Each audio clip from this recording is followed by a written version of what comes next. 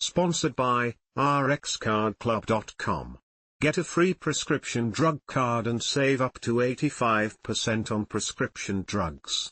rxcardclub.com. Sharks dare not slip up against Dragons. The Citizen. Jaden Hendrikse will start for the Sharks after returning from Boks duty. Picture, Steve Haag Sports/Gallo Images. Having failed to make an impression in last season's competition, the Sharks will be desperate to avoid a second straight defeat at the start of this year's United Rugby Championship season when they face the Dragons in Newport on Saturday, 6:15 p.m. The men from Durban only managed 4 wins last season and have already lost their opening game, to Connacht in Ireland, 30-36, last weekend, so will not want to slip up again this weekend. The good news is the Sharks have never lost to the Welsh outfit in 3 previous meetings, so they should be confident going into the game.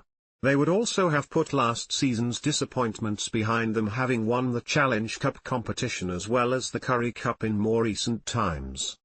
And John Plumtrees' team have been boosted by the availability this week of Springbok scrum half Jaden Hendrikse, who comes straight into the team after playing for the Boks last weekend.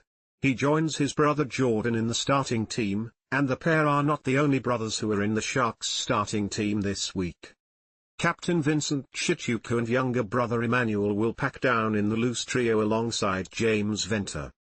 Also, the Sharks have been bolstered by the availability again of 2 other Boks players, centre Francois Venter and flank Phepsi Buthelezi, both of whom will play off the bench this weekend. Despite their good record against the Dragons, assistant coach Warren Whiteley says the Sharks are not taking anything for granted. We have high standards for ourselves, and regardless of who we play, we put that pressure on ourselves to perform, said Whiteley ahead of the match. We were disappointed in our second half performance against Connacht, but what's great about this competition is that we have another opportunity this week.